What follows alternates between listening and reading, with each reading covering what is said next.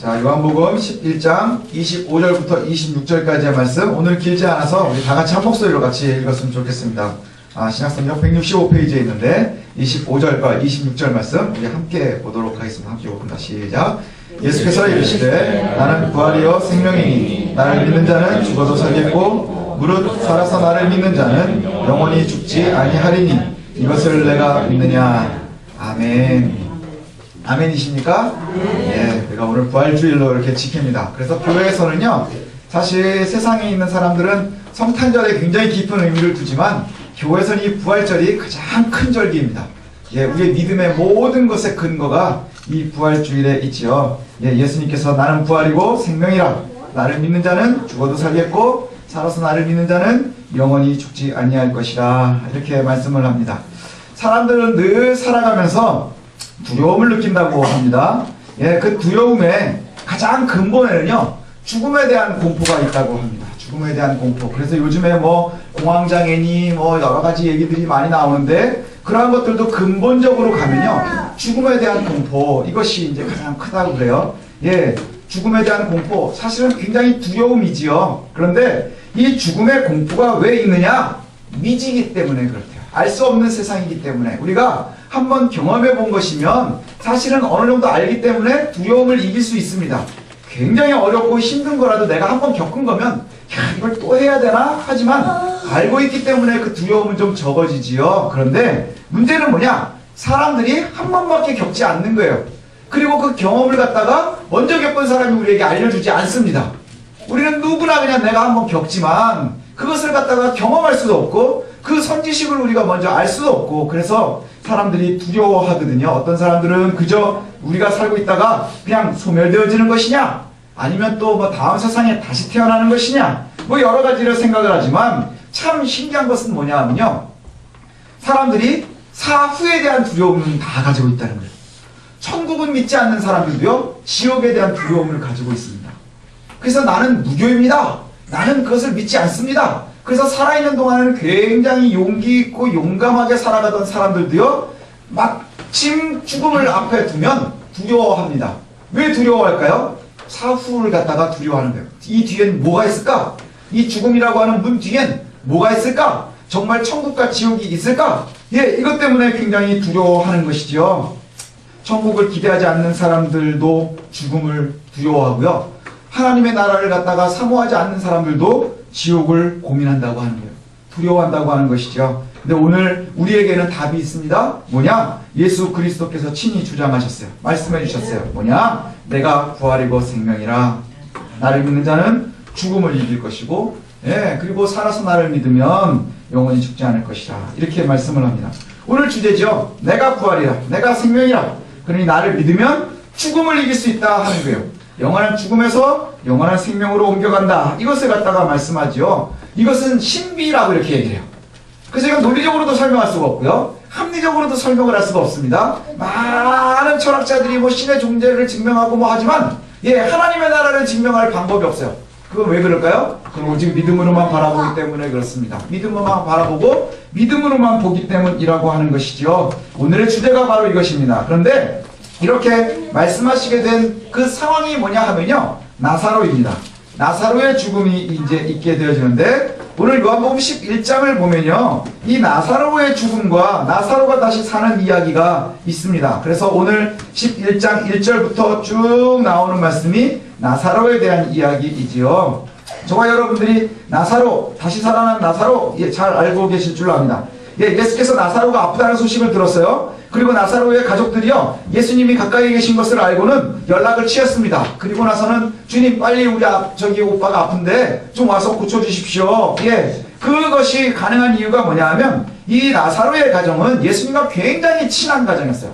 예, 굉장히 친밀했습니다. 그래서 오늘 요한복음 11장에도 보면 그 흔적이 나오는데요, 5절에 보니까, 예, 2절에 보니까 이 나사로에게 어떤 사람들이 있냐? 나사로가 있고 마르다가 있고 마리아가 있어요. 그래서 이 세 남매가 함께 예수님과 굉장히 친밀한 관계를 유지하고 있었던 가정인데, 우리가 알고 있는 것처럼 2절에 보니까요, 뭐라고 되어 있느냐? 그 마리아는 또 누구냐? 향유를 깨서 예수님의 발에 부었었던 그 여인이 바로 나사로의 동생 마리아예요. 예, 그리고 또 우리가 알고 있는 것처럼 이전에 예수님을 갖다가 함께 또 접대를 했었지요. 그래서 마르다가 열심으로 예수님을 접대하다가 자기가 곤란해지고 막 이러면서 예수님께 주님, 예, 마리아 저러고 있는데 나를 좀 도와주라 그러십시오. 그랬더니 예수님께서 마리아는 예, 좋은 것을 취했고 그것을 놓치지 않을 것이라 내가 한 가지만 해도 족하니까 내가 은혜 가운데 머물라, 뭐 이런 말씀을 해주셨던 것 기억나시지요? 그 이야기가 누가복음 10장에 나오는 이야기입니다. 그래서 나사로의 집에 그렇게 가시고 굉장히 긴히 친밀하게 계시던 그런 가족이지요.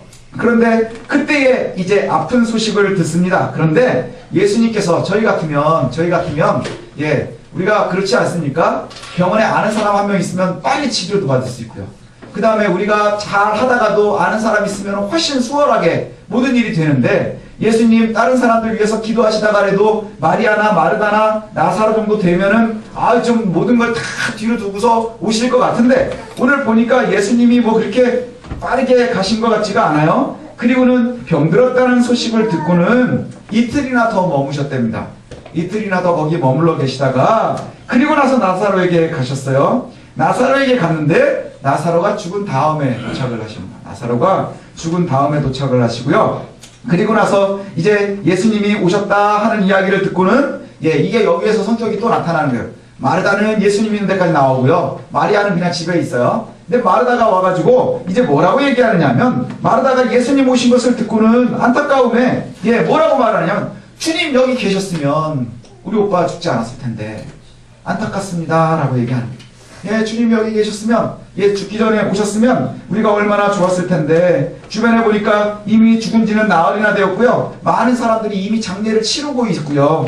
그리고 나서 오니 얼마나 괴롭고 고통스러웠겠습니까? 그래서 예수님을 맞으면서 이렇게 얘기하는데, 그 속에는 아마 좀 원망의 말도 들어있는 것 같아요. 주님 여기 계셨으면 내 오라버니가 죽지 않았을 텐데 주님 어디 가서 뭐 하시다가 이제 오신 겁니까? 이런 얘기가 있지 않겠습니까? 저도 아마 그랬을 것 같아요. 저도 아마 그랬을 것 같습니다. 그런데 그 말 뒤에 이런 말을 합니다. 주님이 여기 계셨으면 돌아가시지 않았을 텐데, 죽지 않았을 텐데, 그러나 이제라도 주께서 무엇이든지 하나님께 구하면 하나님께서 주실 것을 믿습니다. 이렇게 얘기해요. 참 멋지지 않습니까? 그런 고백을 해요. 그랬더니 예수님이 뭐라고 하시느냐, 23절을 한번 좀 읽어보셨으면 좋겠거든요. 오늘 같이 좀 읽겠습니다. 다 안 읽었으니까 23절 읽겠습니다. 시작. 예수께서 이르시되 내 오라비가 다시 살아나리라. 뭐라 그랬다고요? 네 오빠가 다시 살아날 거야, 이렇게 말씀을 하셨답니다. 아니 지금 죽은 지가 나흘이나 되었고, 그 다음에 장례도 이제 거의 중간 이후가 돼서 이제 마무리되어져 가고 있고, 그리고 예수님은 아프다 그러더니 아프다 그러는데 이틀이나 더 있다가 죽은 다음에 와놓고, 지금 그리고 나서는 이제 마르다가 주님 여기 계셨으면 아무 일도 없었을 텐데요, 그러면서 그래도 주님을 갖다 사랑하는 마음 내가 편치 않았습니다 라고 고백하는 것처럼, 주님 그러나 지금이라도 하나님께 구하시면 하나님께서 다 해주실 것을 믿습니다 라고 믿음을 얘기해요. 아마 마르다가 생각했었던 것은 있었던 것 같아요. 아마도 이런 생각하지 않았겠어요? 주님 내 영혼을 부탁합니다 하는 것처럼 나사로가 이제 하나님의 나라에 있었으면 좋겠습니다, 뭐 이런 말씀 생각하지 않겠습니까? 그런데 아마 죽음 가운데 있지만 이제 정말로 하나님 앞에서 또 아브라함의 품에서 정말로 평안을 누렸으면 좋겠습니다, 이 정도 기대했었던 것 같아요. 근데 예수님께서 뭐라고 하느냐, 내 오라비가 다시 살아날 것이라. 내 오라비가 다시 살아날 것이라. 이 말을 마르다가 들었어요. 근데 문제는 뭐냐, 이 말을 듣고 정확하게 이해하지 못했다는 거예요. 부활을 이해하지 못했어요. 그래서 그녀는 많이 들어서 알고 있습니다. 우리 한국교회 교인들하고 되게 비슷한 스타일이 마르다예요. 들어서 알고 있는 게 정말 많아요. 정말 들어서 알고 있는 게 많습니다. 근데요, 열심으로 깊이 하는 게 아니고 풍월로 들은 게 많아요. 여기서 주워 듣고 저기서 주워 듣고 여기서 주워 듣고 그래가지고요, 자기 원하는 데다 그냥 짜집기 하는 데는 기가 막혀요. 세탁소에서 옷 이렇게 고치듯이 그냥 나 편한 대로 갖다 끼워 맞추는 데는 기가 막힌 재주들을 가지고 있어요. 그래가지고 우리나라 이단들이 기가 막힌 거 아닙니까? 아무 상관도 없는 말씀 그냥 탁탁 갖다 맞춰가지고 우리를 갖다가 기가 막히게 한쪽으로 몰는 거 아닙니까? 근데 마르다가 뭐라고 얘기하느냐면요, 내 오빠가 살아날 것이라 그랬더니 오늘 25절에 예수께서 이르시되 23절에 내 오라비가 살아날 것이라 그랬더니 마르다가 뭐라고 고백을 하느냐, 멋진 고백을 합니다. 우리 같이 읽어봅시다. 시작.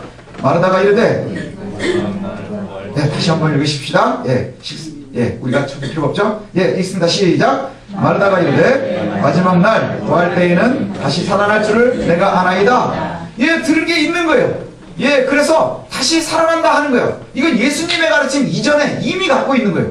바리새인들이 많이 가르쳤거든요. 랍비들이 많이 가르쳤거든요. 예, 마지막 때에 부활이 있을 것이라 하는 것을 알고 있어요. 사두개인과 바리새인들의 가장 큰 차이는 천사와 부활을 믿느냐 안 믿느냐 하는 거예요. 사두개인들은 그걸 믿지 않았어요. 그런데 바리새인들은 다 믿고 있었습니다. 그래서 지금 여러 풍월로 들은 사람들은요 충분히 할 수 있는 고백이에요. 우리가 읽으면 야, 마르다가 어마어마한 신앙을 가지고 있었구나 라고 우리가 이해하기 쉽지만, 그리고 우리들도 주변에 보면 그렇잖아요. 무슨 얘기할 때마다 성경 구절 하나씩 턱턱 갖다 대면 예, 이 사람이 신앙생활을 되게 잘하는구나, 뭔가를 잘 알고 있구나 라고 생각하기 쉬운데, 이미 사람들이 알고 있었고요, 그걸 갖다가 기가 막히게 대답을 한 거예요. 내가 네 오라비가 다시 살아날 것이라 그랬더니 마지막 날 부활의 때에 다시 살아나는 것을 내가 압니다 라고 얘기하는 거예요. 그래서 예수님이 뭐라고 말씀하세요? 그래서 지금 말씀하시는 거예요. 내가 부활이고 생명이라. 나를 믿는 자는 죽어도 살겠고 살아서 나를 믿는 자는 영원히 죽지 아니할 것이라. 우리의 믿음의 완성이 뭐냐? 바로 부활을 신뢰하는 거예요. 부활에 대한 신뢰예요. 예, 저와 여러분들의 믿음이 어디에 있느냐? 내가 예수 믿고 부자 되는 것이 우리의 원칙이냐? 아니요, 그렇지 않아요.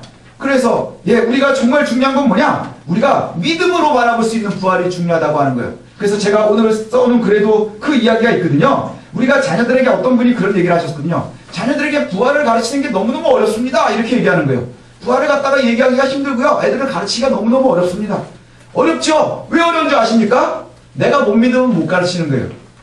나에게 신뢰가 없으면 아이에게 가르칠 방법이 없는 거예요. 왠지 아십니까? 이 부활이라는 것 자체가 굉장히 비합리적인 얘기예요. 비논리적인 이야기인 거예요. 믿음이 아니면 그 어떤 것으로도 설명이 되어질 수 없어요. 그런데 내가 믿어지지 않는데 아이에게 얘기하려면 자신 있을 수 없겠죠. 여기 서 있는 목사도 부활에 대한 소망이 없고 부활에 대한 기대가 없고 부활에 대한 믿음이 없으면 제가 얘기하면서도 야, 긴가민가 하면서 얘기할 수 있나요? 할 수 없는 거예요.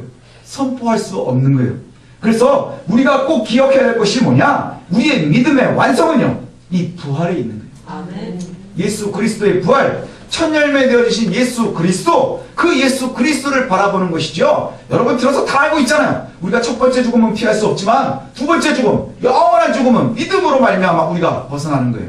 예, 한 번 죽는 것은 모든 사람에게 정해진 이치이지만 그 이후에는 우리가 영생이니라.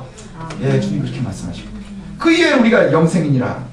마르다가 주님께서 계셨으면 오빠가 죽지 않았을 겁니다. 이때 오빠가 살 거라고 알려주시지만 마르다의 오해는 바로 거기에 있었어요. 마르다의 신앙의 고백이 두 번이나 나오거든요. 예, 그런데 이것이요 다 헛것이 되어지고 맙니다. 예, 21절 22절 말씀을 갖다가 보면 예, 21절 22절 다 같이 읽겠습니다. 오늘 좀 많이 읽을 거거든요. 예, 우리가 좀 봐야 되기 때문에 그래요.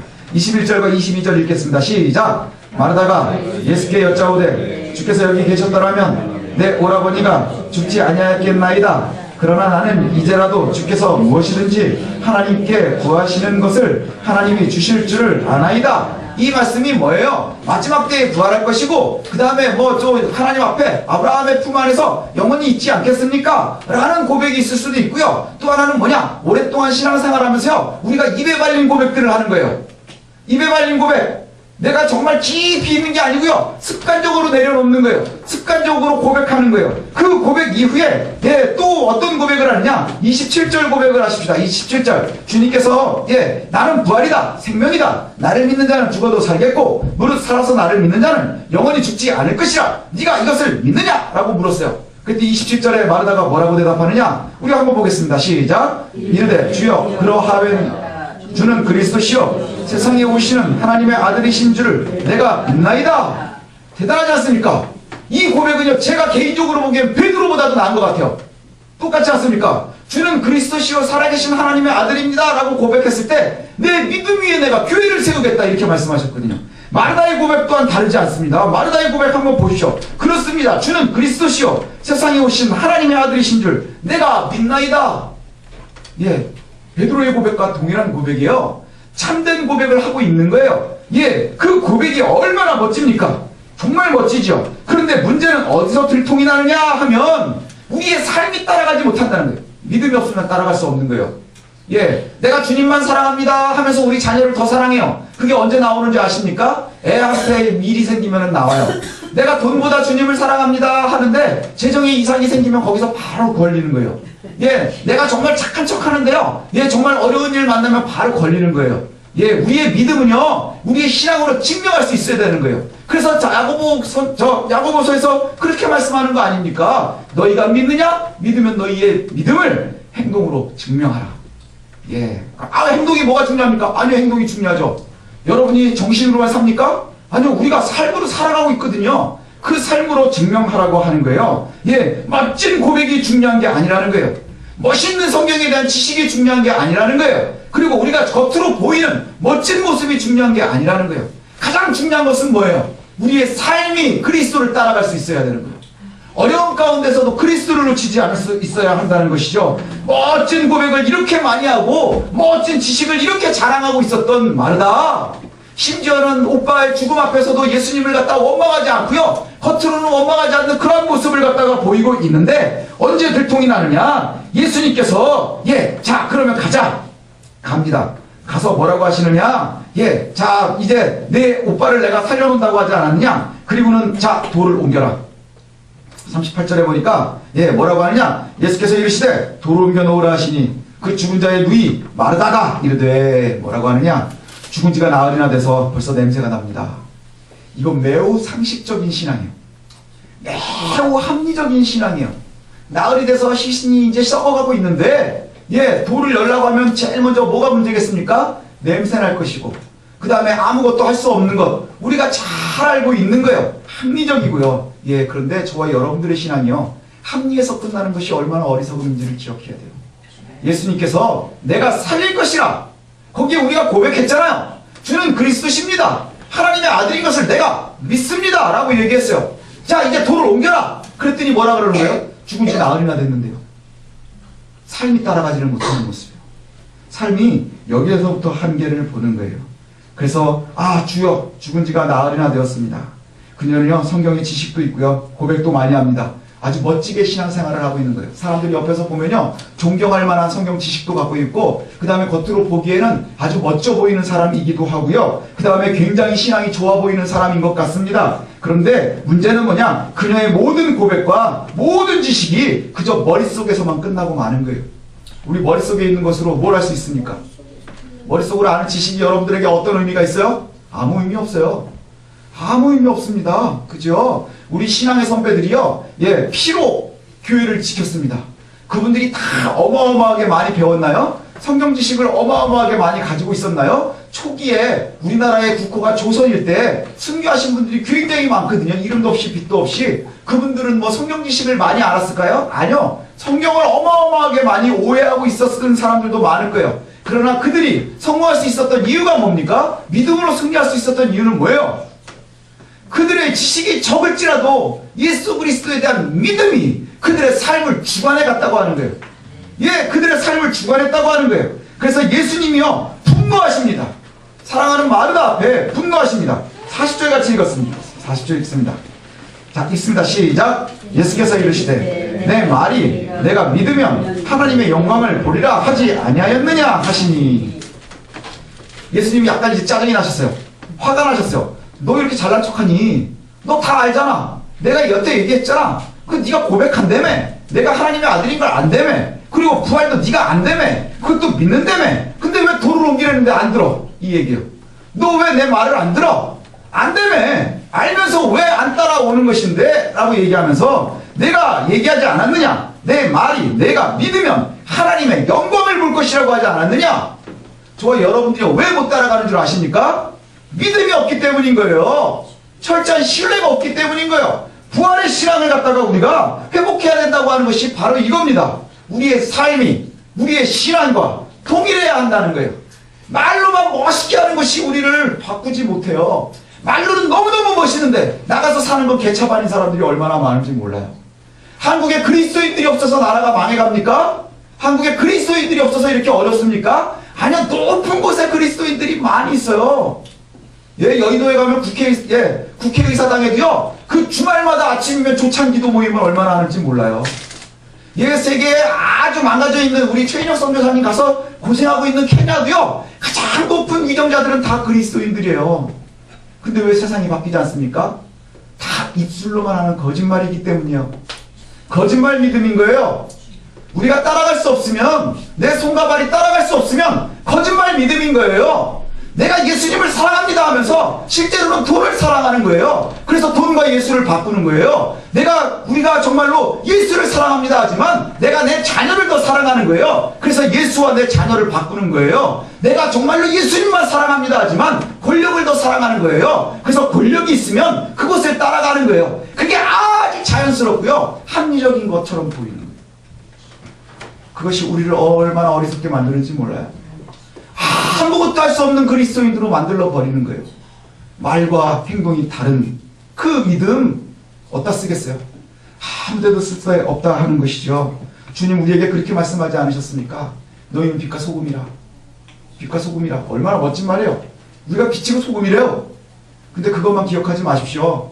등경 위에 올라가지 않은, 높이 들리지 않은 빛은 쓸모가 없는 것이고요, 비출 수가 없고요, 녹지 않는 소금은요 그냥 길에 버리는 거예요.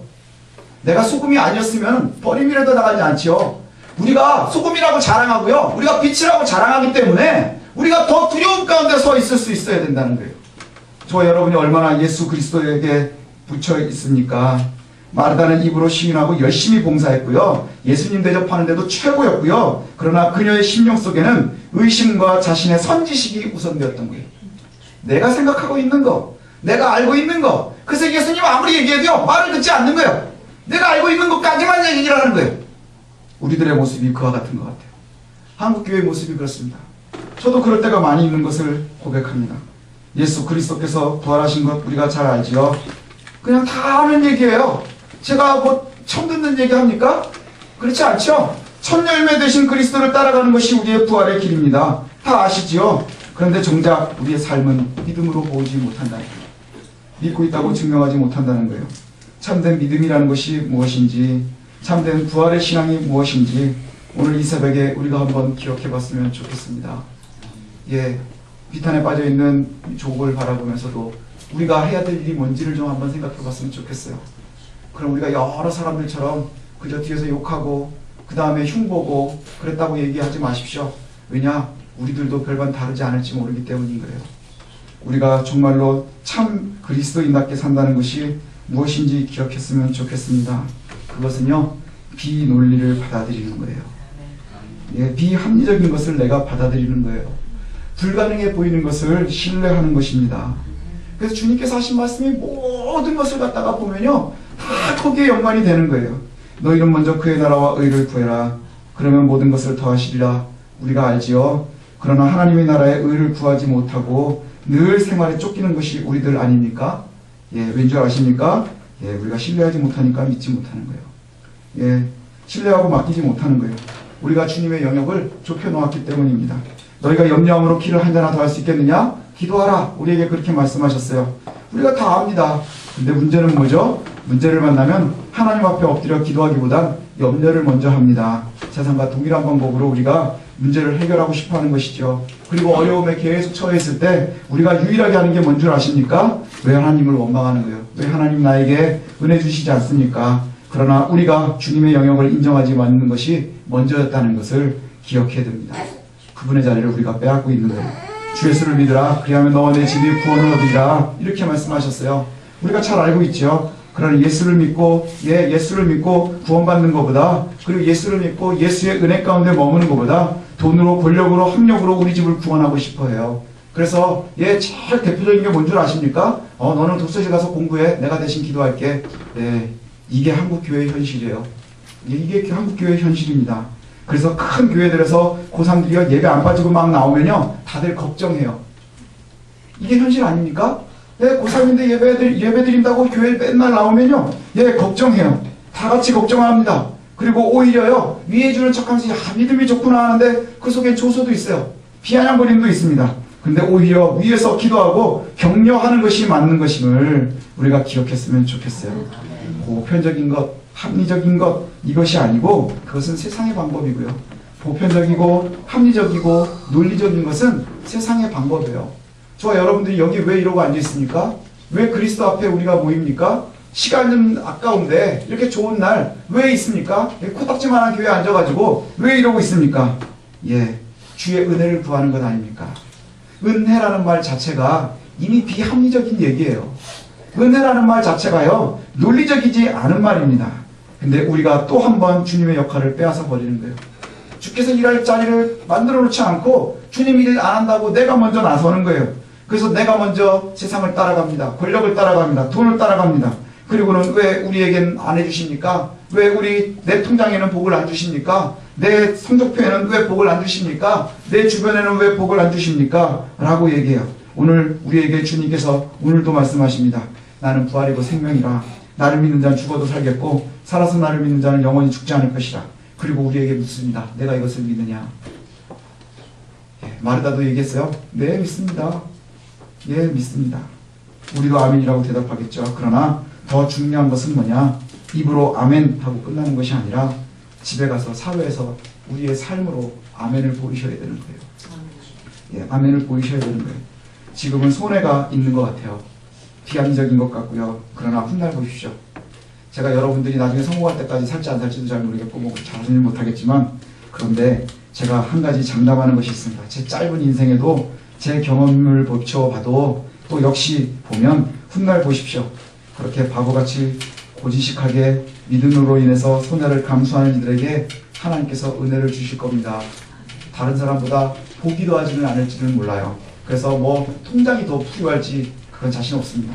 그러나 자녀를 하나님 앞에 내놓으시고요. 또 우리가 주 앞에 우리의 모습들을 내려놓으면 하나님께서 우리에게 분명히 채워주시는 부분이 있다는 거예요.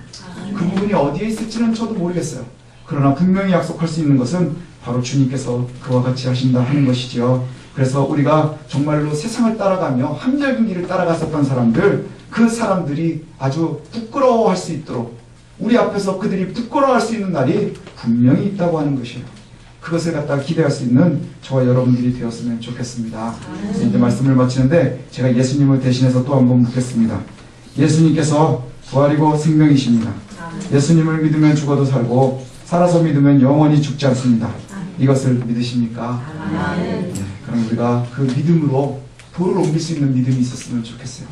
나흘된 그 시신을 안에 두고, 그러나 우리가 기쁨으로 돌을 옮길 수 있는 그 어리석고 비합리적이고 비논리적인 그 믿음을 저와 여러분들이 가졌으면 좋겠습니다. 무슨 핑계 대지 말고 주 앞에 나올 수 있는 저와 여러분들이 되시길 소원합니다. 이것이 부활의 믿음이고 이것이 부활의 구원인 것을 기억하는 저와 여러분들 되시길 원합니다.